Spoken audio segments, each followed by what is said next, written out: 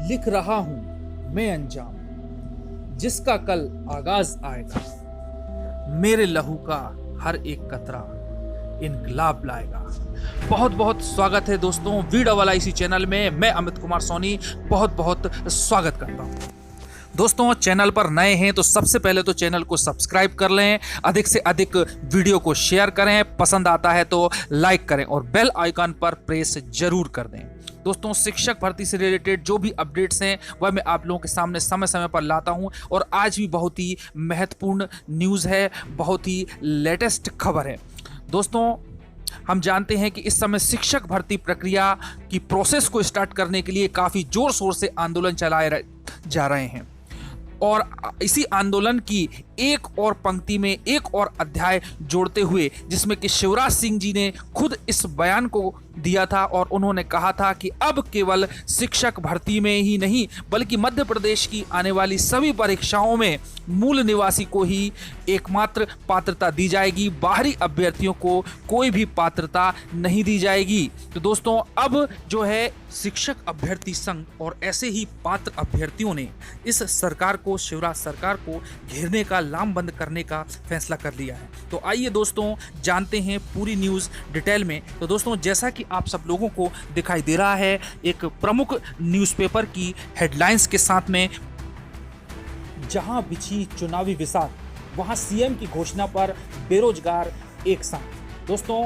जैसा कि आप सब लोग देख सकते हैं, मुख्यमंत्री शिवराज सिंह चौहान द्वारा रोजगार में बाहरी राज्यों के लोगों का प्रवेश वर्जित करने की घोषणा के बाद प्रदेश के बेरोजगार सक्रिय हो गए हैं।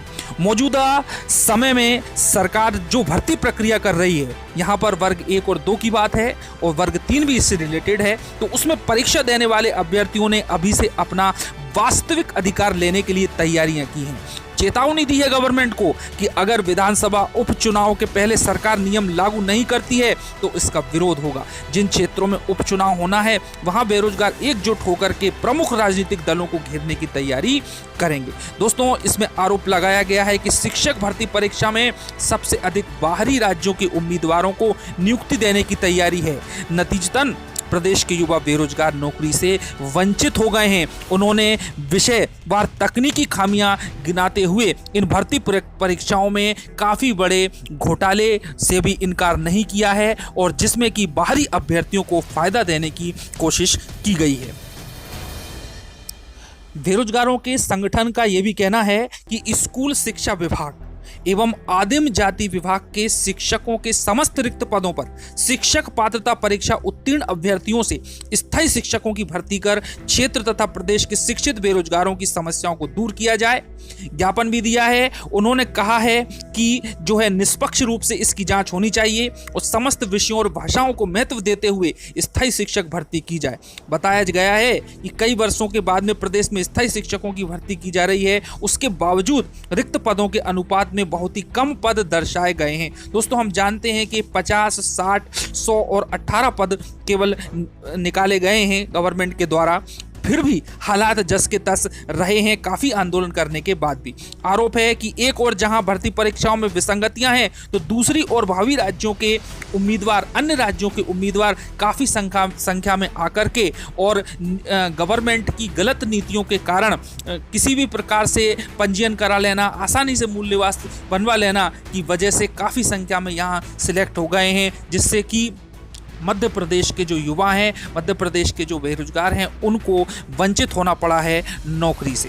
और इस प्रकार की अनियमितताओं का हम अवश्य ही विरोध करेंगे और इस सरकार का भी विरोध करेंगे। दोस्तों ये तो थे कुछ मुख्य बिंदु जो कि शिक्षित बेरोजगार संघ, अभ्यर्थी संघ ने उठाए हैं और अब उनकी पर्टिकुलर जो भी उनके पदाधिकारी हैं, अध्यक्ष हैं, हम उनकी भी बात समझ लेते हैं कि उनका क्या कहना है। तो आइए दोस्तों, जैसा कि आप लोगों को दिखाई दे रहा है, दोस्तों लगभग 2 वर्षों से पद वृद्धि के लिए और अभी हाल ही में डॉक्यूमेंट वेरिफिकेशन को पुनः स्टार्ट करने के लिए मांग कर रहे और काफ़ी आंदोलन कर रहे रंजीत गौर जी का कहना है कि हमें उपचुनाव से पहले सीएम की घोषणा के अनुसार नियम चाहिए। आइए डिटेल में क्या कहा है। अगुआ नेता रंजीत गौर जी ने कहा है कि मुख्यमंत्री की घोषणा से प्रदेश के शिक्षित युवा बेरोजगारों में आशा की एक नई किरण जागी है। उन्होंने बताया कि जितनी भी भर्ती परीक्षाएं अभी तक हुई हैं, उनमें सबसे अधिक एक षड्यंत्र के तहत बाहरी राज्यों के युवाओं को नियुक्ति का मौका दिया गया है। अगर इनके दस्तावेजों का ईमानदारी से परीक्षण हो तो दूध का दूध और पानी का पानी हो जाएगा। रंजीत जी का कहना है कि शिक्षक भर्ती परीक्षा में भी अधिकारी यही मन बनाए हुए हैं। नतीजतन सरकार उपचुनाव के पहले नए नियम लागू करे, अन्यथा इसका बड़ा विरोध किया जाएगा। दोस्तों, हमको पता है कि शिवराज सिंह जी ने घोषणा की थी कि अब मूल निवासियों को ही पात्र माना जाएगा मध्य प्रदेश में नौकरियों के लिए। दोस्तों, अब बेरोजगार युवा संघ की महिला विंग की जो अध्यक्ष हैं ममता निगम जी, उनका कहना है कि मुख्यमंत्री द्वारा जो घोषणा की गई है उसको प्रदेश के युवा बेरोजगार आशा भरी निगाहों से देख रहे हैं। ममता निगम का कहना है कि स्कूल शिक्षा विभाग द्वारा शिक्षकों की भर्ती संबंधी जो परीक्षा कराई गई है, अभी उसकी प्रक्रिया पूरी नहीं हुई है। इस कारण से सरकार मुख्यमंत्री की घोषणा के अनुसार नियम बनाकर नए सिरे से शिक्षक भर्ती प्रक्रिया शुरू कर सकती है। अगर ऐसा नहीं हुआ तो राज्य की धरती पर बड़ा विरोध बढ़ेगा।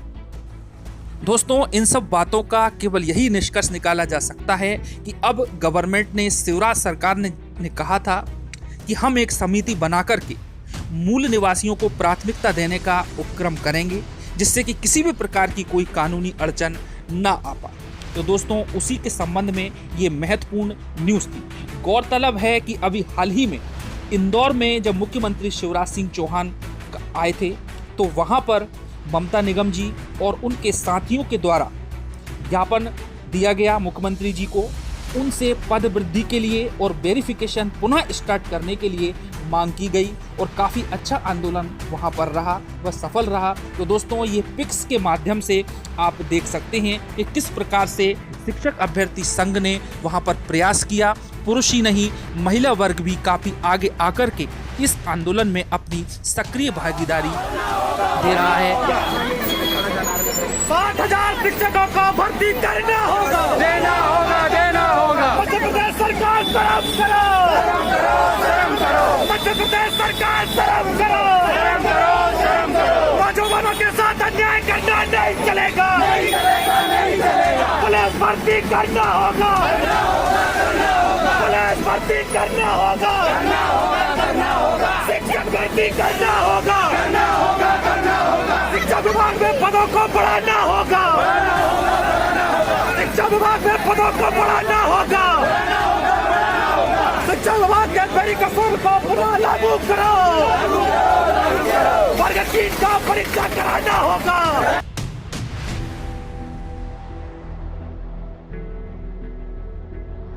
दिखा रहा है। दोस्तों, तो ये बहुत ही महत्वपूर्ण न्यूज़ थी, महत्वपूर्ण समाचार थे कि अब जो है शिवराज सरकार को ज्ञापन दिया गया है और उनको घेरा गया है कि आप अपने वादे को उपचुनाव से पहले पूरा करें, नहीं तो इसका काफ़ी दुष्परिणाम उठाना पड़ सकता है बीजेपी को, गवर्नमेंट को, शिवराज सिंह जी को। तो दोस्तों, एकता बनाए रखें, यूनिटी बनाए रखें। मिलते हैं नई न्यूज़ के साथ में। जय हिंद। चैनल को सब्सक्राइब